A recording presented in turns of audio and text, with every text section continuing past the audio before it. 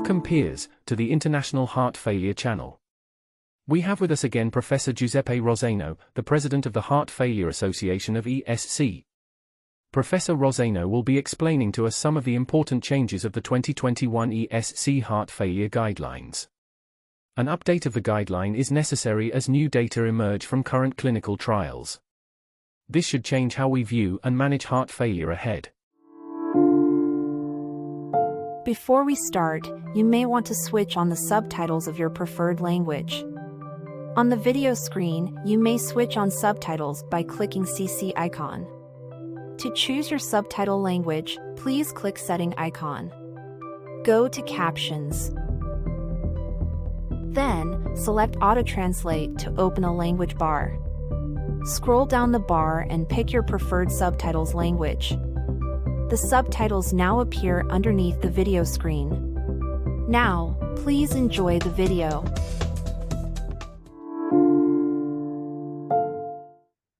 In the next 15 minutes, I will give key messages from the 2023 focused update of the ESC guidelines for the diagnosis and treatment of chronic and acute heart failure.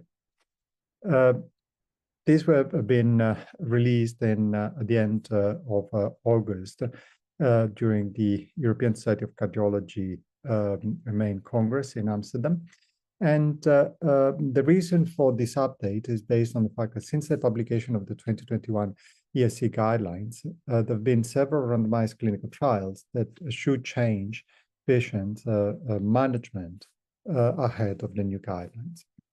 The task force considered the major randomized clinical trials and meta-analysis that were published between the 31st of March 2021, that it was when the guidelines that were closed, to the 31st of March 2023. And the results that leading to new or change in the classification, class 1 and 2A recommendations were selected for the inclusion.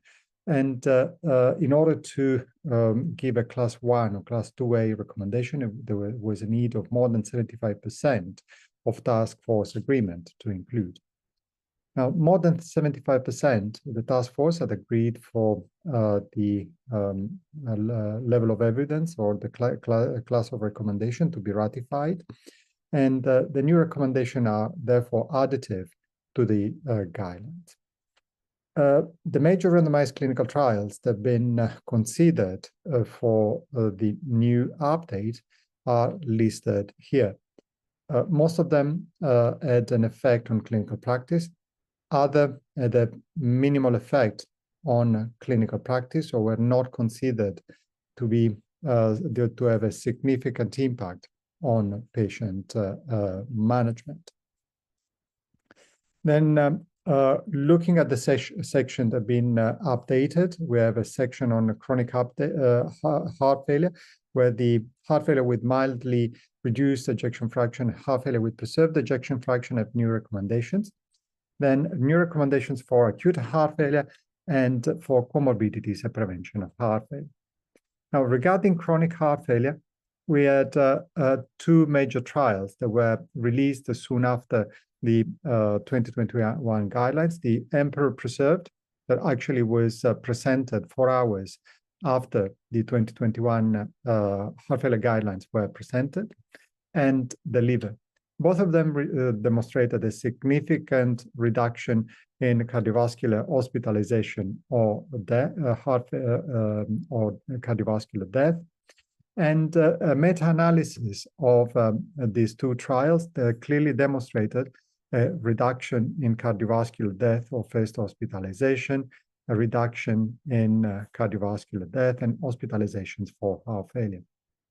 Furthermore, as you can see, the effect was similar in the group 11 ventricular functions group, going for 41 to 49, 50 to 59, and more than 60%. Therefore, these trials deserve to be included, the results of these trials deserve to be included in the new recommendation. And therefore, for mildly reduced ejection fraction, we have a new recommendation where an SGLT2 inhibitor dapagliflozin or empagliflozin is recommended in patients with HFmREF to reduce the risk of heart failure, hospitalizations, or cardiovascular death with a class of evidence 1 and level A. Therefore, for the management of heart failure with mildly reduced ejection fraction, we have a class 1 indication for diuretics for fluid retention, then dapagliflozin or empagliflozin as a main treatment. And then we have a class 2B for all the other class of drugs that were already listed in the 2021 heart failure guidelines. For the treatment of patients with heart failure with preserved ejection fraction, so with a left ventricular function greater than 50%, we have a class 1 level of evidence A recommendation, again for the SGLT2 inhibitor dapagliflozin or empagliflozin, that is recommended in patients with HFpEF to reduce the risk of heart failure, hospitalizations, and cardiovascular death. And therefore, the algorithm for the management of these patients includes diuretics for fluid retention, class 1 for dapagliflozin or empagliflozin, and then the treatment for etiologies for cardiovascular and non-cardiovascular comorbidities with a class 1. And for that, we should refer to the scientific document of the Heart Failure Association on patient phenotypes in heart failure with a left ventricular function greater than 40%.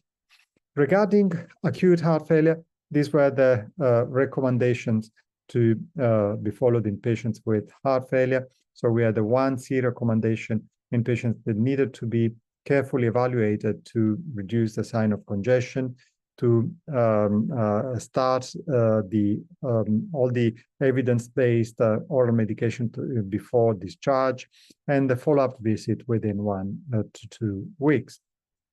Then after the publication of the guidelines, where the publication of the STRONG-HF trial that included more than 1,000 patients, they were not already on full dose of guideline-directed medical therapies with the still elevated and natriuretic peptides, and they were randomized to high-intensity care or to usual care. The intensity care included an early and rapid intensification of the oral heart failure medications, and the study clearly demonstrated that a full dose of oral therapies with high-intensity care was superior to the usual care in improving the probability of event-free survival. Therefore, this trial, the results of this trial, they're pretty strong, had to be included in the update.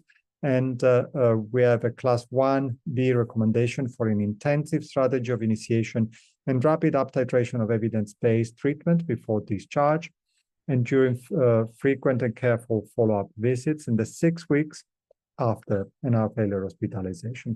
This is a strong recommendation that should be followed. Of course, that will be implemented according to the local organization and structures.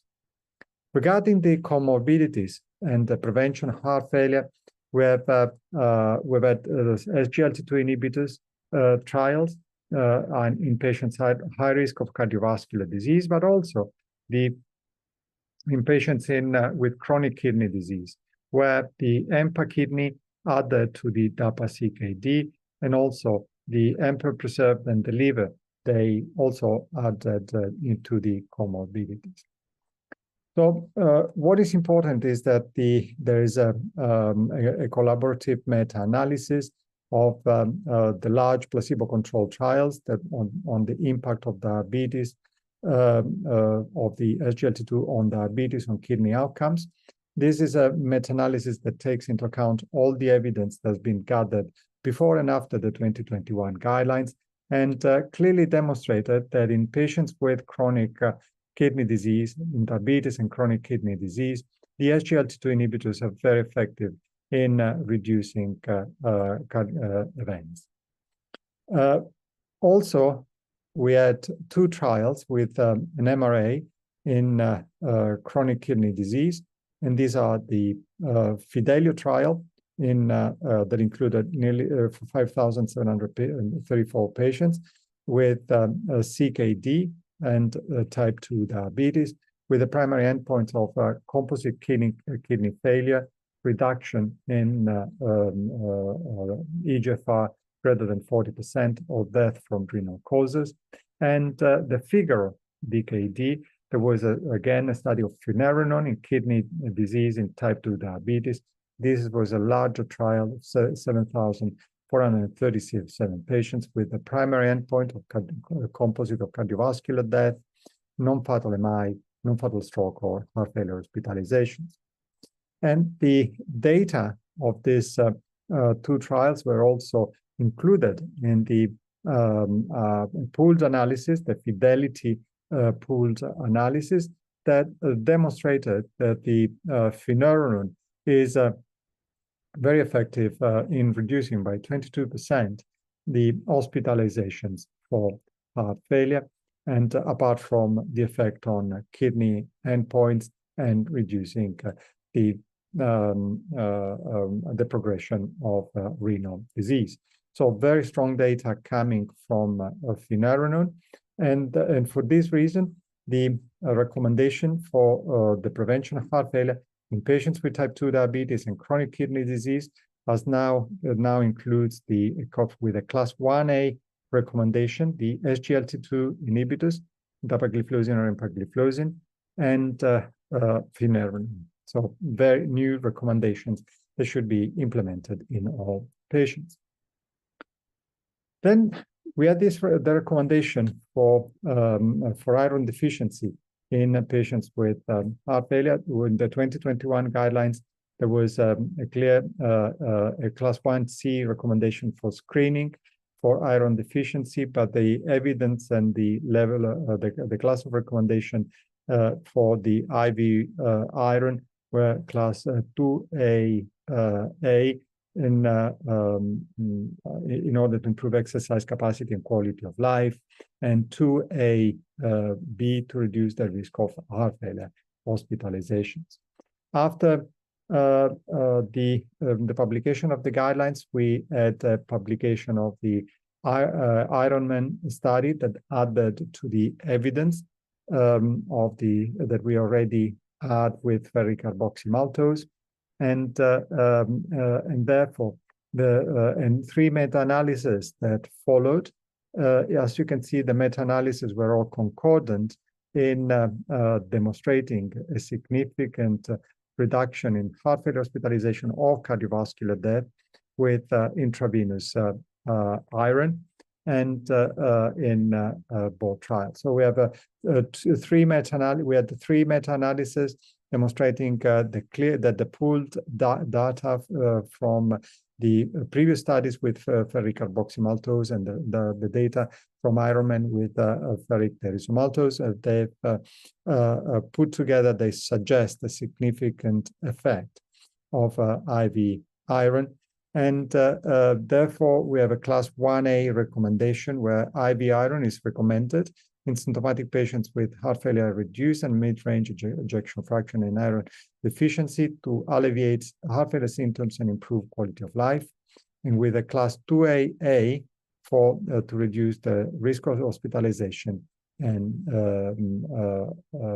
in all patients with REF and MREF and iron deficiency. So these were the major changes in the guidelines, the updates that have occurred, and therefore this new indication should be implemented in all patients with heart failure on top of the 2021 heart failure guidelines. Dear colleagues, if you have any interesting or even controversial comments, please feel free to post them or email them to me at kol@p2pmd.net. I will reply to these comments in a special Q&A video next month. Please take 10 seconds to learn how you can be more than just a spectator at P2P. Right now, tens of thousands of healthcare professionals are actually watching this video. You may take this opportunity to post your own cases, best practices, and research data in the comment box underneath the video. So, don't miss out on this chance to make your work known to global peers.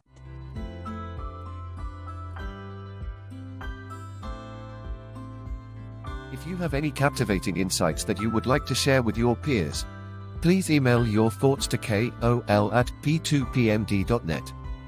Here at P2P, we welcome collaboration with the brightest minds on the planet.